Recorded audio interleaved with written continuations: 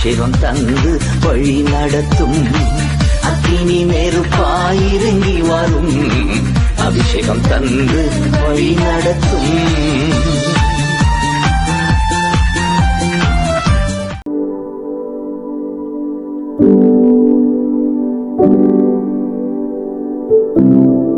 இந்த நாளிலும் கூட இந்த ஜெபத்திற்கு கலந்து கொள்ளும்படி வாஞ்சியோடு வந்திருக்கிற உங்கள் யாவரையும் கிறிஸ்து இயேசுவின் நாமத்தினாலே வாழ்த்தி வரவேற்கிறேன். ஒரு விஷயமாக இந்த வாய்ப்பினை தந்த அருமையான சகோதரி எஸ்தர் அவர்களுக்கு என்னுடைய நன்றியை தெரிவித்துக் கொள்கிறேன்.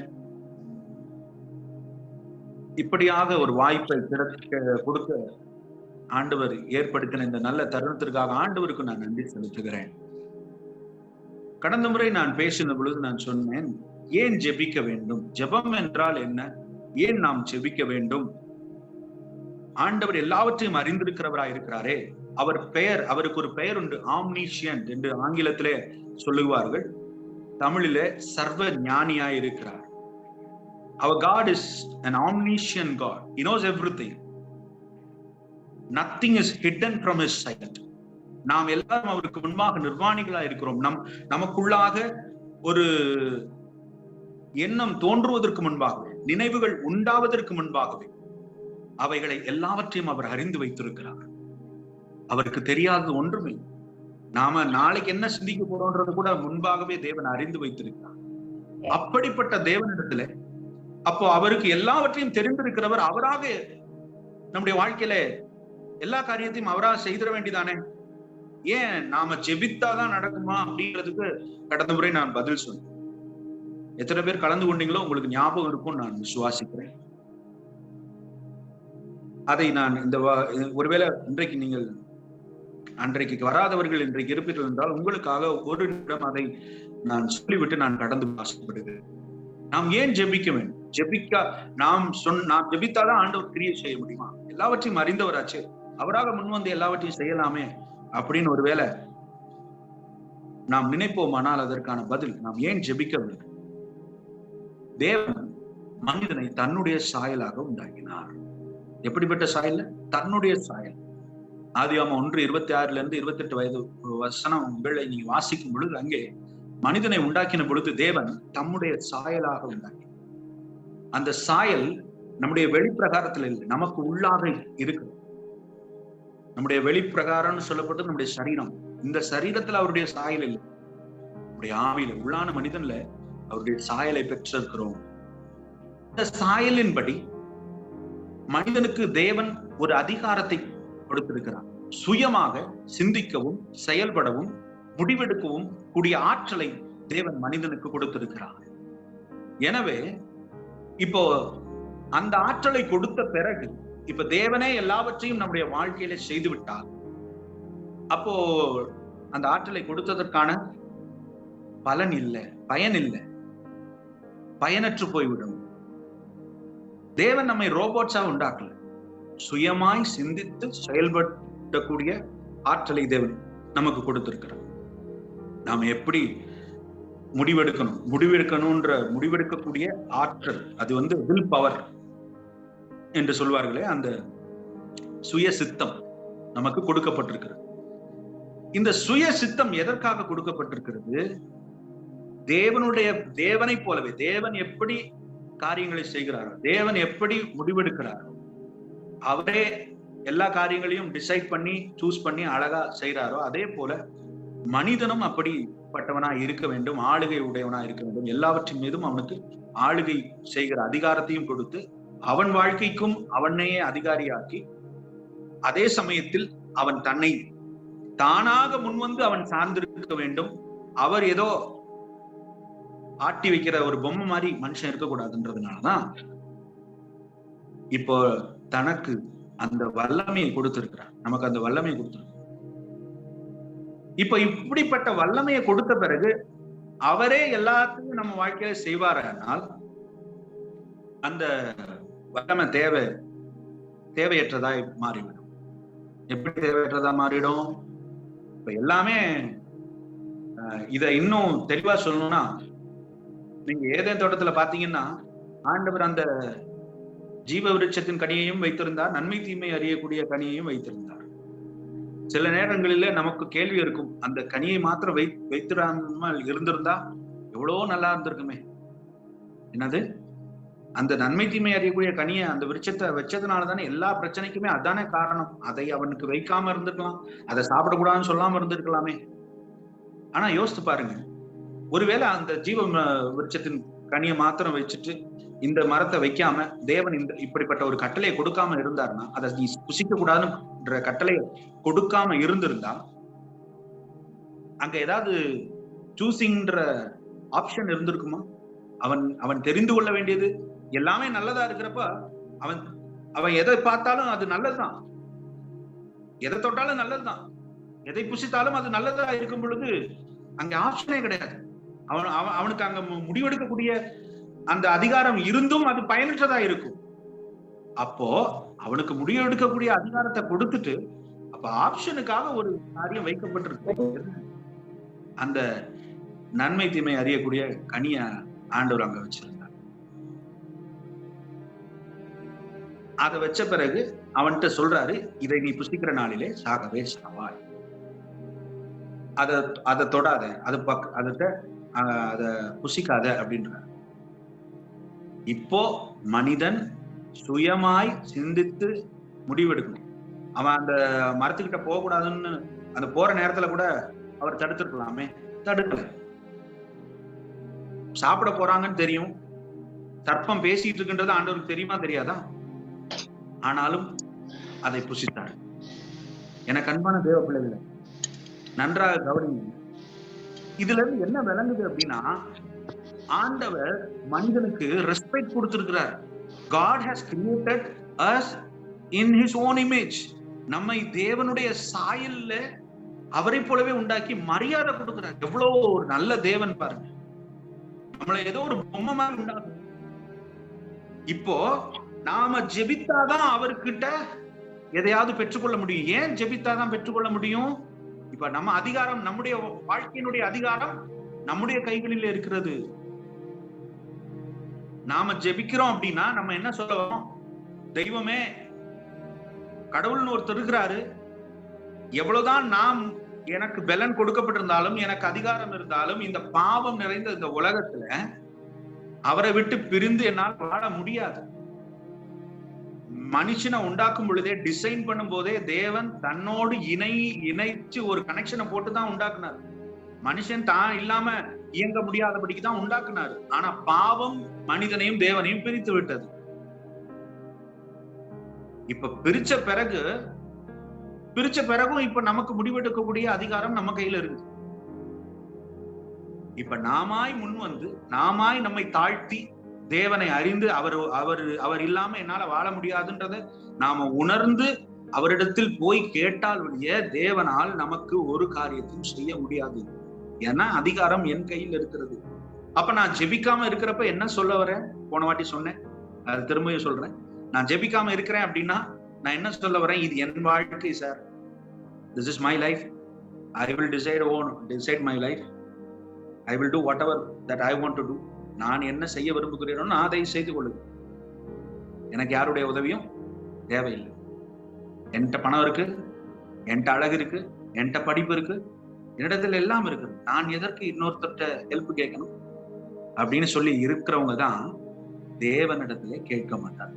அதே சமயத்துல யாரு அதிகமா ஜெபிப்பாங்க அப்படின்னா, தங்களுடைய நிலையை உணர்ந்தவர்கள். எத்தனை பணம் இருந்தாலும், படிப்பு இருந்தாலும், அழகு இருந்தாலும், அறிவு இருந்தாலும், எத்தனை பட்டம் இருந்தாலும், பதவி இருந்தாலும், அதிகாரம் இருந்தாலும், அவையெல்லாம் என் ஆண்டவர் இல்லாமல் அவைகளை நான் சரியாக செயல்படுத்த முடியாது. நான் மாம்சமானவன், நான் பலவீனமானவன், என்னதான் இருந்தாலும் எல்லாமே மாயையா இருக்கிறது என்பதை உணர்ந்து, எனக்கு தேவனுடைய உதவி இல்லாமல் என்னால வாழ முடியாதுன்னு யாரு நம்புறாங்களோ அவங்க ஒவ்வொரு விஷயத்திலையும் ஜாக்கிரதையாய் ஜெபித்து முடிவெடுத்து ஜெபத்தோடு கூட ஒவ்வொரு காரியத்தையும் செய்வார். இதைத்தான் கடந்த முறை நான் சொன்னேன்.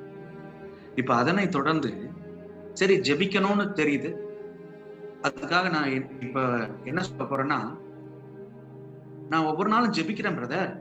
நீங்க சொல்லலாம், நான் அந்த கேட்டகரி கிடையாது. நான் என்னை தாழ்த்துக்கிறேன், என்னை தேவனுக்கு ஒப்பு கொடுக்கிறேன், நான் ஒவ்வொரு நாளும் ஜெபிக்கிறேன், ஜெபிக்காம நான் எந்த காரியத்தையும் செய்யறதில்லை. ஆனாலும் சில வேளைகளில் எனக்கு ஜெபத்திற்கு சில பதில்கள் வரமாட்டேங்குது.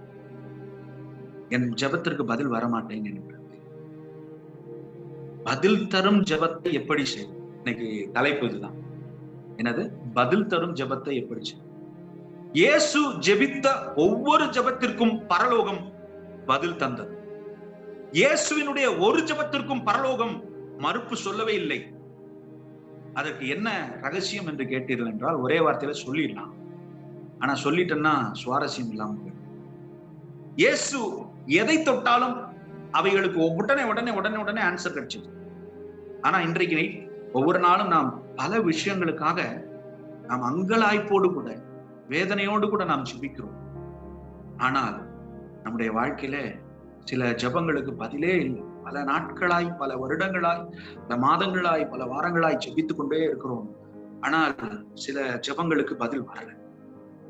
ஜெபத்துல இன்னைக்கு நிறைய நம்பிக்கை ஜனங்களுக்கு இருக்கிறது. வேற என்ன சொல்றது, பக்தி உள்ளவர்களா இருக்கிறார்கள், அதெல்லாம் நல்லாவே. ஆனால் சில வேளைகள்ல நாம் சரியாக ஜெபத்தினுடைய அந்த மேன்மையை, ஜெபத்திலே இருக்க வேண்டிய சில காரியங்களை நாம் புரிந்து கொள்ளாதனால நம்முடைய வாழ்க்கையில நாம் பதிலை பெற்றுக்கொள்ளாமல் இருக்கிறோம். ஓசியா 4:6 வேதம் இப்படியாய் சொல்லுகிறது, என் ஜனங்கள் அறிவில்லாமையினாலே சங்காரமாகினார், அறியாமையினாலே சங்காரமாகினார். ஏசாயா 5:13 அப்படித்தான் சொல்லுகிறது, என் ஜனங்கள் அறிவில்லாமையினாலே கட்டப்பட்டிருக்கிறார்கள். My people are captives because they lack the knowledge. What kind of knowledge? எந்த அறிவு இல்லை, தேவனை குறித்ததான அறிவு. இயேசு கிறிஸ்து இந்த பூமியிலே வாழ்ந்த நாட்களிலே அவர் அதிகமாய் ஜெபித்தார். எல்லா ஜெபங்களுக்கும் பதில் வந்தது. சீஷர்களும் அவருடைய ஜெப வாழ்க்கையை பார்த்து அதாவது என்ன சொல்றது, they were inspired by the prayer life of Jesus. அவர்கள் ஒவ்வொருவரும் இயேசுவினுடைய ஜெப வாழ்க்கையை பார்த்து என்ன சொல்றது, அவர் அந்த ஜெபத்து மேல ஒரு ஆசையே வந்துருச்சு. இயேசுவை போல ஜெபிக்கணும்ன்ற ஒரு ஆர்வம் வந்துருச்சு. அதனால போய் சீஷர்கள் போய் இயேசுவிடத்துல கேட்கிறார்கள், இயேசுவே எங்களுக்கும் ஜெபிக்கும்படி கற்றுத்தார். We too want to pray like you. உம்மை போல நாங்களும் ஜெபிக்க நாங்கள் ஆசைப்படுகிறோம் என்று சொல்லி மத்தேயு 6வது அதிகாரம்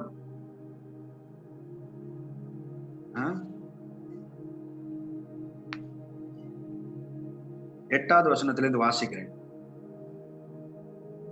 7வது வசனத்திலிருந்து வாசிக்கிறேன். அன்றியும் நீங்கள் ஜெபம் பண்ணும்போது அஞ்ஞானிகளைப் போல வீண் வார்த்தைகளை அலப்பாதேயுங்கள். அவர்கள் அதிக வசனிப்பினால் தங்கள் ஜெபம் கேட்கப்படும் என்று நினைக்கிறார்கள். அவர்களைப் போல நீங்கள் செய்யாதீர்கள். உங்கள் பிதாவை நோக்கி நீங்கள் வேண்டிக் கொள்ளுகிறதற்கு முன்னமே உங்களுக்கு இன்னது தேவை என்று அவர் அறிந்திருக்கிறார். பாருங்க, இப்ப நான் முன்னாடி சொன்னது இங்க தெரியுது. இங்க இயேசுநாதரும் சொல்றாரு, நீங்க உங்களுக்கு என்ன தேவைன்றத பிதா அறிந்திருக்கிறாரு.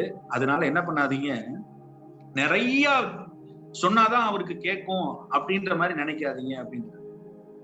அப்ப என்ன பண்ணணுமா, நீங்கள் ஜெபம் பண்ண வேண்டிய விதமாகும், பரமண்டலங்களில் இருக்கிற எங்கள் பிதாவே நாமம் பரிசுத்தப்படுவதாக. முதல்ல என்ன பண்ணுங்க, glorify his name, honor his name. உடைய நாமம் பரிசுத்தப்படுவதாகனா என்ன, உயர்த்தப்படட்டும். Let your name be glorified. இயேசு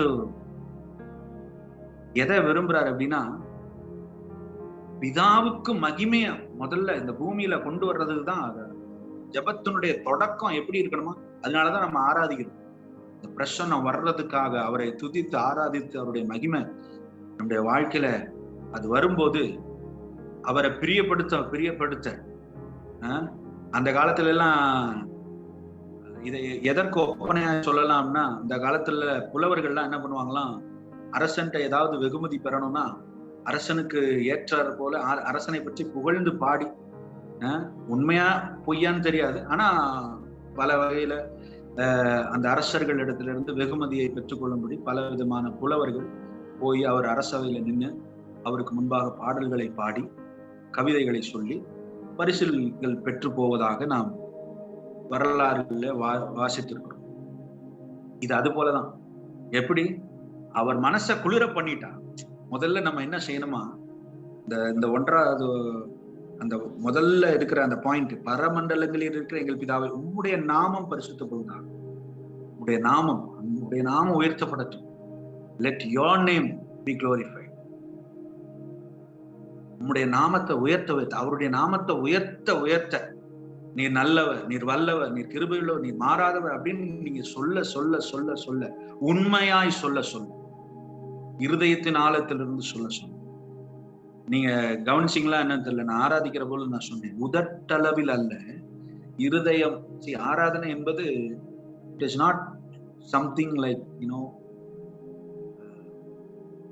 வாயை திறந்து ஏதோ பாட்டு பாடுறது ஆராதனை இல்லை. ஆராதனை என்பது அவரை அறிந்து, அதாவது அவரை உள்வாங்கி, அவரை முழுவதுமா அவருடைய அன்பினால் நிறைந்து, தேவனுடைய அந்த கிரியைகளை நினைச்சு, தேவன் செய்த எல்லா நன்மைகளை நினைச்சு உங்க இருதயம் நிறைந்து, இருதயத்தின் நிறைவினால் வாய் பேசும் என்று வசனம் சொல்லுகிறது. அது போல உங்கள் இருதயம் தேவனுடைய அன்பினால் நிறைந்து, உங்கள் இருதயம் தேவனுடைய அவருடைய மகிமையினால் நிறைந்து, அவரை பற்றிய எல்லா அவருடைய நற்குணங்கள், அவருடைய திவ்ய சுபாவங்களை நீங்கள் என்ன பண்ணணும், இருதயத்துல தியானிச்சு, அதோட சேர்ந்து அந்த பாடல்களை உச்சரிக்கும் பொழுது, அந்த வார்த்தைகளை உச்சரிக்கும் பொழுது அவருடைய மகிமை வெளிப்படும்.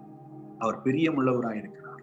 ஆவியோடும் உண்மையோடும் அவரை தொழுது கொள்ளுங்கள். எப்படி தொழுது கொள்ளணுமா? ஆவியோடும் உண்மையோடும் தொழுது கொள்ளணும்.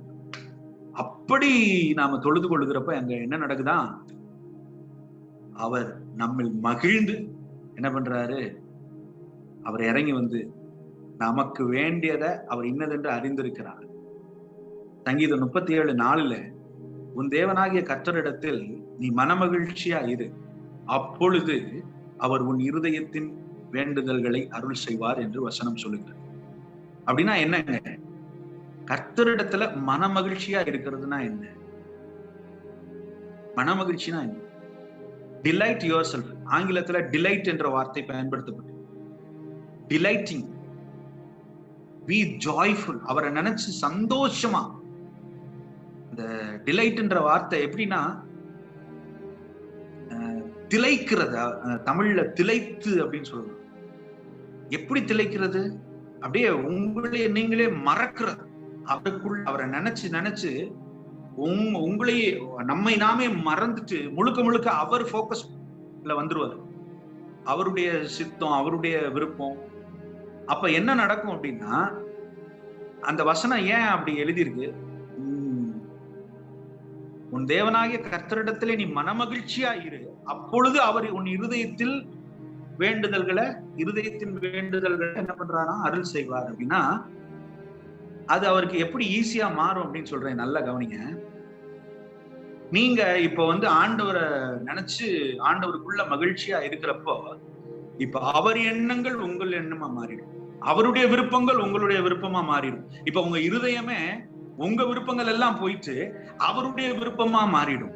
இப்ப ஆண்டவருக்கு அவருடைய விருப்பம் உங்கள் இருதயத்துல நிரம்பி இருக்கிறப்ப அதை நிறைவேற்றுவது அவருக்கு எளிது. ஆமாவா இல்லையா? 1 யோவான் 5:14 வேதம் சொல்லுகிறது. நான் வாசிக்கிறேன் பாருங்க. 1 யோவான் 5:14 வசனம்.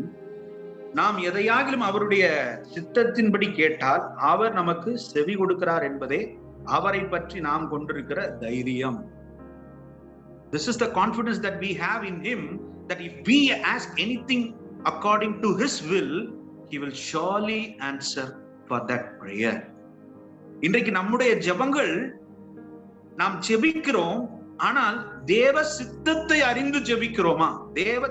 தேவ சித்தத்திற்கு ஒப்பு கொடுத்து ஜெபிக்கிறோமா? இயேசுவினுடைய, இப்ப நான் சொல்றேன் answer. why Jesus was able to receive 100% result for his prayer, because he always prayed according to the will of God. தேவனுடைய சித்தத்தின்படி அவர் ஒவ்வொரு ஜெபத்தையும் செய்தபடினால் அவர் எல்லா ஜெபங்களுக்கும் பதிலை பெற்றுக்கொண்டார். அப்போ எப்படி பிரதர் தேவ சித்தத்தை நான் எப்படி முதல்ல அறிந்து கொள்வேன்? நீங்க எப்படி முதல்ல அறிந்து கொள்வீங்க அப்படின்னா, the more you are filled with the word of God. நீங்க தேவனுடைய சித்தத்தை எப்படி அறிய முடியும்? உங்க கையில என் கையில வேத வசனம் இருக்கிறது. இந்த வசனம் எப்படிப்பட்டது? இந்த வசனம் தேவனுடைய சித்தமா இருக்கிற, தேவனுடைய விருப்பங்களை, தேவனுடைய இஷ்டங்களை, தேவனுடைய ஆசைகளை நமக்கு புஸ்தகமா எழுதி கொடுத்துருக்காரு. This is the will of God. இதுதான் வில். வில் அப்படின்றது தேவ சித்தம். இதுதான். இதன்படி நாம ஜெபிக்கிற பொழுது அவரால என்ன பண்ணாம இருக்க முடியாது, அதற்கு ஆன்சர் பண்ணாம இருக்க முடியாது. இன்னைக்கு யோசித்து பாருங்க, உங்களுடைய எல்லா ஜெப குறிப்பிலும் ஒரு வசனம் இருக்கிறதா? நீங்க வசனத்தின்படி ஜெபிக்கிறீங்களா? இல்ல ஏதாவது நமக்கு தோன்றபடி ஆண்டவரே அதை தாரும் இதை தாரும் அப்படின்னு தாரும் தாரும் தாரும் அப்படின்னு கேட்டுட்டு இருக்கோம். புதிய ஏற்பாட்டுல ஜெபங்கள் எல்லாம் தாரும் என்று அல்ல, தந்ததற்காக ஸ்தோத்திரம். ஆமென் சொல்லுங்களேன். என்ன பண்ணணுமா? தாரும் தாரும் என்பதை அல்ல. புதிய ஏற்பாட்டு ஜெபங்கள் எல்லாம் தாரும் என்று அல்ல. எப்படிப்பட்ட ஜெபங்கள்? புதிய ஏற்பாட்டு ஜெபங்கள் எல்லாம் ஆண்டவரே நீர் தந்ததுக்காக ஸ்தோத்திரம். எப்படி தந்ததுக்காக ஸ்தோத்திரம்? பிலிப்பியர் 4:19 எல்லாருக்கும் தெரியும், தெரிந்த வார்த்தை. நான் வாசிக்கிறேன் பாருங்க. பிலிப்பியர் 4:19 என்ன எழுதியிருக்கு? என் தேவன் தம்முடைய ஐஸ்வர்யத்தின்படி எங்கள் குறைவுகளை எல்லாம் கிறிஸ்து இயேசுவுக்குள் மகிமையிலே நிறைவாக்குவார். நிறைவாக்குவார் அப்படின்னு எழுதுது. என் தேவன் தம்முடைய ஐஸ்வர்யத்தின்படி எங்கள் குறைவுகளை எல்லாம் கிறிஸ்து இயேசுவுக்குள் மகிமையில நிறைவாக்குவார். அப்படின்னா என் குறையெல்லாம் என் ஸ்டாண்டர்டுக்கு தகுந்த மாதிரி நிறைவாக்க போறது இல்லையா, அவருடைய ஸ்டாண்டர்டுக்கு தகுந்த மாதிரி நிறைவாக்க போகிறாராம். அதற்காக ஸ்தோத்திரம் ஆண்டவரே. பிலிப்பியர் 4:6 நாம வாசிக்கிறப்ப வசனம் என்ன சொல்லுது? நீங்கள் ஒன்றுக்கும் கவலைப்படாமல் எல்லாவற்றையும் குறித்து உங்கள் விண்ணப்பங்களையும் ஸ்தோத்திரத்தோட கூடிய ஜபத்தினாலும் வேண்டுதலினாலும் தேவனுக்கு தெரியப்படுத்துங்கள். ஒருவேளை இந்த செய்தி உங்களுக்கு முன்னாடியே தெரிந்திருந்தா கூட இன்றைக்கு ஆண்டவர் உங்களுக்கு ரிமைண்ட் பண்ண விரும்புகிறார். You take the word of God, which is the will of God. அது தேவனுடைய வார்த்தை தான், தேவனுடைய சித்தமாய் இருக்கிறது. அப்ப தேவனுடைய சித்தத்தை நாம் முதல்ல அறியணும்னா வேதத்தை வாசித்து இருக்க வேண்டும். அதனாலதான் எல்லா பெரிய பெரிய பரிசுத்தவான்கள் எல்லாம் என்ன சொல்றாங்கன்னா, நாம ஜெபிக்க உட்காருவதற்கு முன்பாக முதலாவது வேதத்தை எடுத்து வாசித்து அதை வாசித்த பிறகு அதன் அடிப்படையில, வசனத்தின் அடிப்படையில நாம் ஜெபிக்கும் பொழுது நமக்கு உடனடியாக சரியான நேரத்துல நமக்கு பதில்கள் வந்து சேரும். பதிலை பெற்று தருகிற ஜெபம் எப்படிப்பட்டதா இருக்கிறது? முதலாவது தேவனுடைய சித்தத்தை அறிந்திருக்க வேண்டும். தேவனுடைய சித்தத்தை நீங்கள் அறிந்திருந்தால் அது உங்களுக்கு ஒரு தைரியத்தை கொடுக்கிறதா இருக்கிறது. நான் என்னுடைய சுய சித்தத்தை நாடாதபடிக்கு அவருடைய சித்தத்தை நான் கேட்கிறபடினால் அவரால் தராம இருக்க முடியாது. ஃபார் எக்ஸாம்பிள், எனக்கு 2 பசங்க இருக்காங்க. என் பையன்கிட்ட, மூத்த பையன்கிட்ட நான் சொல்றேன், அடுத்த முறை நான் வரும் பொழுது நான் உனக்கு ஒரு ஷூ வாங்கி தரேன் அப்படின்னு சொல்றேன்னு வச்சுக்கோங்க. அத அவன் மறக்க மாட்டான், நான் சொன்னதை மறக்க மாட்டான். நான் உண்மையாவே நல்ல தகப்பனா இருந்தா நான் என்ன பண்ணுவேன் அப்படின்னா, அடுத்த முறை போறப்ப ஒருவேளை நான் மறந்துட்டா கூட அவன் என்ன பண்ணுவான், டாடி நீங்க சொன்னீங்களே, நீங்க என்ன சொல்லியிருக்கீங்க, நீங்க எனக்கு ஷூ வாங்கி தரேன்னு சொன்னீங்களே, என்னால என்ன பண்ண முடியாது, அதை மறுக்க முடியாது. ஏன்னா நான் ஐ ஹவ் ப்ராமிஸ்ட். பொல்லாத உலக தகப்பனாகிய நானே என் பிள்ளைக்கு நான் ஒரு வாக்கு கொடுத்தா அதை நிறைவேற்றணும்னு நினைப்பேன்னா தேவன் எவ்வளவு பெரியவராயிருக்கிறார். இந்த வாக்குத்தத்தங்கள் எல்லாம், வேதத்தில் உள்ள தேவனுடைய சித்தமாகிய வாக்குத்தத்தங்கள் எல்லாம் கிறிஸ்துவுக்குள் ஆம் என்றும் ஆமேன் என்றும் இருக்கிறது. இவைகளை நாம் அவரிடத்திலே சொல்லும் பொழுது அவரால் அதை அங்கீகரித்து கொடுக்காமல் இருக்க முடியாது. எதையாவது நாம் அவருடைய சித்தத்தின்படி கேட்டால் அவர் நமக்கு தருகிறார் என்பதை நாம் அவரிடத்துல கொண்டிருக்கிற தைரியம். இந்த தைரியம் வரும். வசனத்தின்படி ஜெபிக்கிற பொழுது நமக்கு தைரியம் வருது, விசுவாசம் வருது. நம்முடைய ஜெபம் விசுவாசத்தோடு கூடியதாய் மாறுகிறது. இன்றைக்கு நிறைய ஜபங்கள் ஜபிக்கப்படுகிறது, ஆனால் விசுவாசம் இல்லாமல் ஜபிக்கப்படுகிறது. எப்படி? சில நேரத்துல வசனமே சொன்னா கூட அந்த வசனத்தை விசுவாசம் இல்லாமல் சில நேரத்துல சொல்றதுனாலயும் ஜெபம் கேட்கப்படாமல் போகிறதுக்கு வாய்ப்பு இருக்கு. இப்ப நான் முதல்ல என்ன சொன்னேன்? தேவனுடைய சித்தத்தை அறிந்து ஜெபிக்கணும்னு சொன்னேன். அதை அறியணும்னா வசனத்தை வாசிக்கணும்னு சொன்னேன். வசனத்தை வாசித்தால் விசுவாசம் வரும் என்று சொல்லுகிறேன். இப்ப இந்த வசனத்தை விசுவாசிக்கிறதுக்கு என்ன பண்ணணுங்க? அதனாலதான் ஆண்டவர் சொன்னாரு, இந்த வசனத்தின் மீது இரவும் பகலும் தியானமாய் இருக்கிற மனுஷன் பாக்கியவான். இரவும் பகலும் தியானமாய் இருக்கிற மனுஷன் பாக்கியவான்.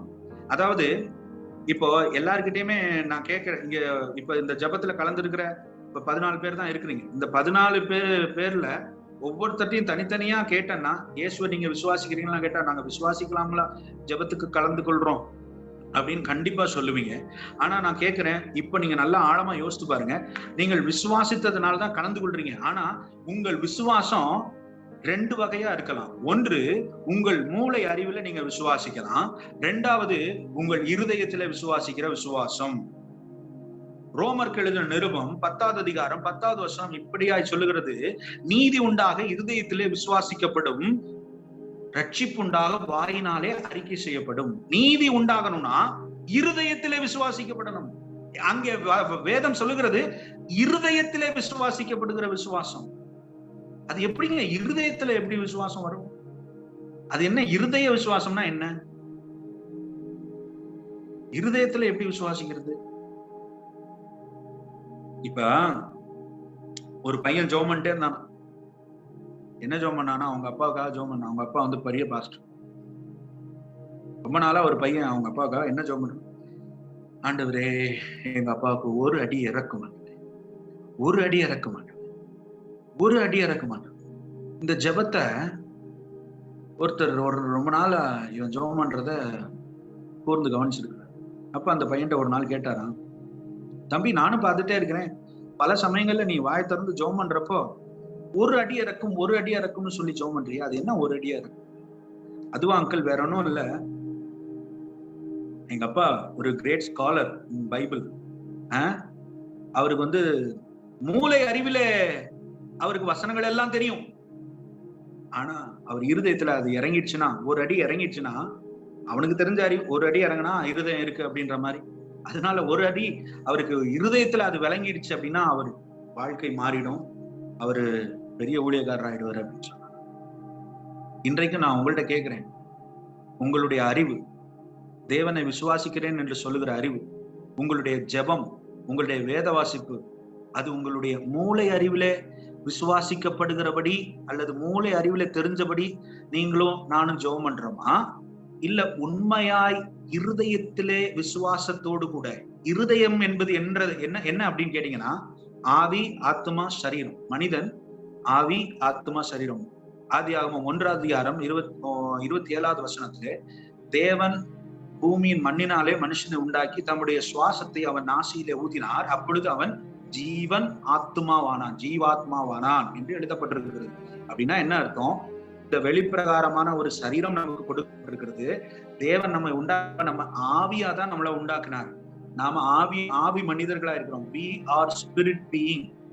We have a soul and we live in a body. நாம் ஆவி மனிதர்கள். நமக்கு ஒரு ஆத்மா கொடுக்கப்பட்டிருக்கிறது. நாம் சரீரத்தில் குடிகொண்டிருக்கிறோம். இதை இன்னும் தெளிவா சொல்லணும்னா, இந்த சரீரத்திலிருந்து ஒரு நாள் இந்த ஆவி போயிடும். போன பிறகு, இப்ப சரீரத்திலிருந்து என் ஆவி போன பிறகு நான் பேச முடியுமா? பேச முடியாது. அதுக்கப்புறம் என்னை யாரும் ஆரோக்கியராஜ்ன்ற பேர்ல கூப்பிட மாட்டாங்க. பாடி எப்ப வருது, பாடி எப்ப அடக்கம் பண்றாங்க அப்படிதான் கேட்பாங்க. அப்படிதானே? அதே போலதான் நான் சொல்றது நல்லா புரிஞ்சுக்கிட்டீங்க அப்படின்னா உங்களுக்கு ஆவியில ஜெபிக்கிற ஜெபம்னா என்னன்றது விளங்கிடும். இப்போ ஆவியில நான் ஜெபிக்கணும். எனக்கு ஒரு ஆவி, நான் ஆவி மனிதனா இருக்கிறேன். மனுஷ ஆவி ஒண்ணு இருக்கு, தேவ ஆவி தனியா இருக்கு. தேவன் தம்முடைய சுவாசத்தை ஊதி எனக்கு கொடுத்தாரு. அந்த ஆவி தான் எனக்கு மனுஷனுடைய ஆவி, ஹியூமன் ஸ்பிரிட் அப்படின்னு சொல்றோம். அந்த ஸ்பிரிட் தான் உள்ளான மனிதன். பவுல் சொல்றாரு, உள்ளான மனுஷன் நாளுக்கு நாள் வல்லமையாக பலப்படணும் அப்படின்னு.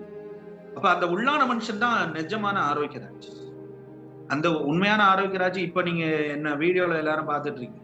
இந்த ஆரோக்கியராஜ் அவுட்டர் பாக்ஸ் தான், இது ஒரு பாக்ஸ் தான். ஆனா உண்மையான ஆரோக்கியராஜ் உள்ள வசிக்கிறான். அவனை யாரும் பார்க்கல, அவனை யாரும் பார்க்கல. அப்போ நல்லா கவனிங்க. இப்ப என்னுடைய ஆவி மனிதன் தான், ஆவியில தான் நான், தேவன் ஆவியா இருக்கிறார், நானும் என் ஆவி மனுஷன் தான் என்ன பண்ண முடியும், கனெக்ட் ஆக முடியும். நான் தேவனோட கனெக்ட் ஆகணும் அப்படின்னா என் ஆவியில தான் கனெக்ட் ஆகணும். தேவன் மாம்சத்துல இல்ல. இப்போ தேவனோட நான் பேசுறப்ப, நான் மாம்சத்துல பேசுறது எதுவுமே தேவனுக்கு கேட்காது, தேவனுக்கு புரியாது. அப்ப என் ஆவியில கேட்கணும் அப்படின்னா, குழப்பிக்காதீங்க, ஈஸியா சொல்லி தரேன். ஆவியில ஜெபிக்கணும் அப்படின்னா வசனத்தின்படி நான் ஜெபிக்கிற பொழுது வசனம் ஆவியா இருக்கிறது. நான் இயேசு சொல்றாரு யோவான் 6:63, நான் பேசுகிற வார்த்தைகள் ஆவியாயும் ஜீவனாயும் இருக்கிறது. இப்ப இந்த வார்த்தை ஆவியா இருக்குது, எனக்குள்ள ஒரு ஆவி இருக்குது.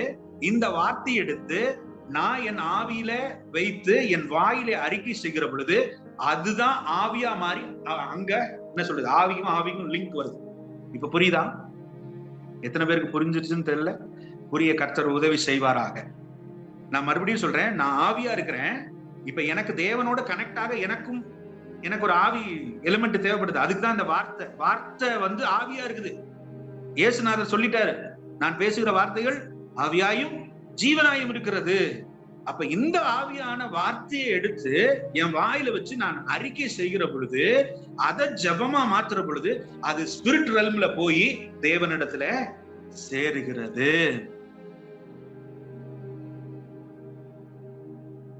அந்த ஆவியில, என் ஆவியில போய் இந்த வசனம் சேர்றதுதான் இருதயத்திலிருந்து ஏறெடுக்கப்படுகிற ஜபம். இப்ப ஆவியில எப்படி பிரதர் நான் இந்த வசனத்தை கொண்டு போறது? வெறுமனே நீங்க பைபிளை வாசிச்சுட்டு ஏதோ ஒரு வசனத்தை எடுத்து அப்படியே நீங்க மனப்பாடம் பண்ணி ஒப்பிக்கிறதுனால அது நீங்க ஆவியில ஜெபிச்சுட்டதா ஆயிடாது. அதாவது நம்முடைய மனதுன்ற பகுதியில 2 விதமான காரியங்கள் இருக்கு. ஒண்ணு கான்சியஸ் மைண்ட், இன்னொன்று சப்கான்சியஸ் மைண்ட். சைக்கலாஜிக்கல் ஃபீல்ட்ல சப்கான்சியஸ் மைண்ட ஸ்பிரிட்டுக்கு பதிலா சப்கான்சியஸ் மைண்ட்னு சொல்லியிருக்கிறாங்க. கான்சியஸ் மைண்ட்ன்றது என்னன்னா, இப்ப நீங்க எல்லாரும் நான் பேசுறதை கேட்டுக்கொண்டிருக்கிறீங்க. அது எப்படி கேக்குறீங்க? உங்க கான்சியஸ் மைண்ட்ல சுய நினைவோடு கேட்டுட்டு இருக்கீங்க.